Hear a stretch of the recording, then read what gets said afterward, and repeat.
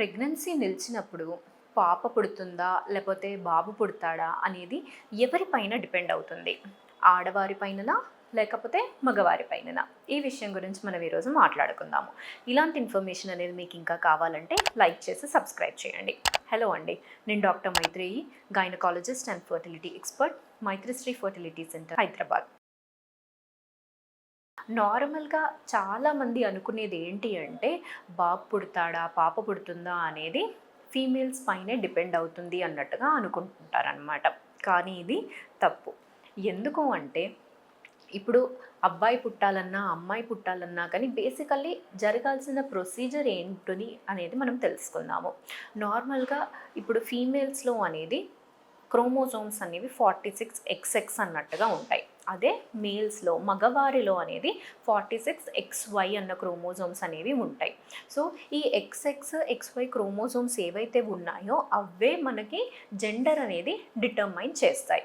And ఈ gender అనేది ఎలా డిటర్మైన్ చేస్తాయి? ఇప్పుడు ఆడవారిలో ఏదైనా కానీ మనకు ఉండే క్రోమోజోమ్స్ అనేవి XX ఉంటాయి, మగవారిలో XY ఉంటాయి. సో డివిజన్స్ అనేది జరుగుతున్నప్పుడు ఫీమేల్ నుంచి మేల్ నుంచి అనేది ఎగ్జాక్ట్గా హాఫ్ క్రోమోజోమ్స్ అనేది వచ్చి బేబీలో అనేది ఫామ్ అవుతాయి అన్నమాట. సో ఈ హాఫ్ డివిజన్ అనేది జరిగినప్పుడు ఫీమేల్స్ నుంచి వచ్చే క్రోమోజోమ్స్ 2 ఎక్సే ఉంటాయి. ఏ డివిజన్ జరిగినా కానీ X క్రోమోజోమే వస్తుంది. మేల్స్ నుంచి వచ్చే క్రోమోజోమ్సే ఒకసారి X రావచ్చు, ఒకసారి Y రావచ్చు.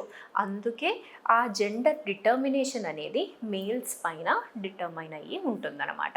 అండ్ ఈ డివిజన్స్ అనేవి జనరల్గా ఎప్పుడు జరుగుతాయి? అది అసలు మనకి తెలియని టైంలో జరుగుతుందన్నమాట. ఎలా అంటే ఓవ్యులేషన్ అయిన తర్వాత బేబీ అనేది ఫామ్ అయ్యే టైంలో, అంటే అరౌండ్ ఆ 14 to 16 days or 20 days time ఏదైతే ఉంటుందో ఆ టైంలో అనేది డిటర్మైన్ అనేది అయిపోతుంది. అంటే లేటర్ ఒక 3 మంత్స్ తర్వాత, 5 మంత్స్ తర్వాత అనేది ఏది డిసైడ్ అవ్వదు.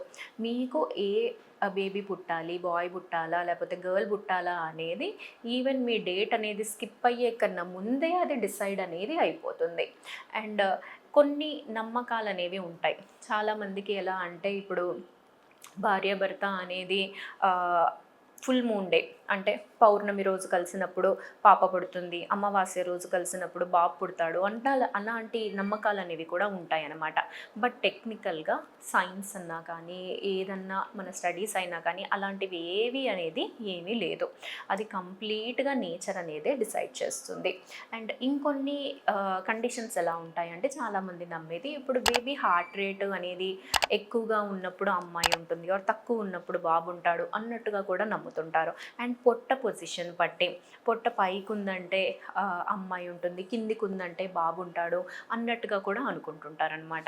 బట్ ఇలాంటివి ఏవి అనేది ఎక్కడ కూడా మెన్షన్ అనేది చేయలేదు. అండ్ ఆ డిటర్మినేషన్ అనేది కూడా ఏ విధంగా కూడా తెలియదండి. ఓన్లీ ఎక్కడ ఏర్ పుట్టాలనేది మాత్రము యాజ్ ఎర్లీ యాజ్ ఈవెన్ ఆ 1 మంత్ కన్నా ముందే అది డిసైడ్ అనేది అయిపోతుంది. సో ఈ డివిజన్స్ అనేది అవ్వడం మూలాన మనకి ఫీమేల్స్ నుంచి రావడం అనేది ఏ డివిజన్ జరిగినా ఎక్సే వస్తుంది, మేల్స్ నుంచి మాత్రము ఎక్స్ రావచ్చు, వై రావచ్చు. అండ్ నేచర్లో కూడా ఆ బ్యాలెన్స్ అనేది మెయింటైన్ అవుతుంది. ఆల్మోస్ట్ 50% మేల్స్ అయితే 50% ఫీమేల్స్ అన్నట్టుగా ఉంటుంది. అది కంప్లీట్గా నేచరే డిసైడ్ చేస్తుంది ఏ బేబీ పుట్టాలి అనేది. సో ఇది తెలుసుకోవడం అనేది చాలా ఇంపార్టెంట్. ఎందుకంటే చాలామంది అనుకుంటారు ఏంటి అంటే, అండ్ ఇంకా కొన్ని అడిగే క్వశ్చన్స్ ఏముంటాయి అంటే, ఈ ఫుడ్స్ తీసుకుంటే బాబు పుడతాడా, ఈ ఫుడ్స్ తీసుకుంటే పాప పుడుతుందా అన్నట్టుగా కూడా అడుగుతుంటారు. సో అలాంటివి ఏవి ఫుడ్స్ అనేవి కూడా ఏమీ లేదండి, నార్మల్గా తీసుకోవచ్చు. అండ్ ఈ ప్రెగ్నెన్సీ అనేది ఒక బ్యూటిఫుల్ జర్నీ. ఏ లైఫ్ అనేది వచ్చినా కానీ అది ప్రీ డిసైడెడే ఉంటుంది. సో దాన్ని ఎంజాయ్ చేయండి. అండ్ ఎటువంటి ఇది డిఫరెన్స్ అనేది లేకుండా బాబైనా పాపైనా కానీ ఈక్వల్గానే ఉంటుందండి. అందుకు ఆ ఎంజాయ్ అనేది, ఆ ప్రెగ్నెన్సీ జర్నీ అనేది ఎంజాయ్ చేస్తూ దాని గురించి అనేది ఎక్కువగా ఆలోచించకండి. Thank you.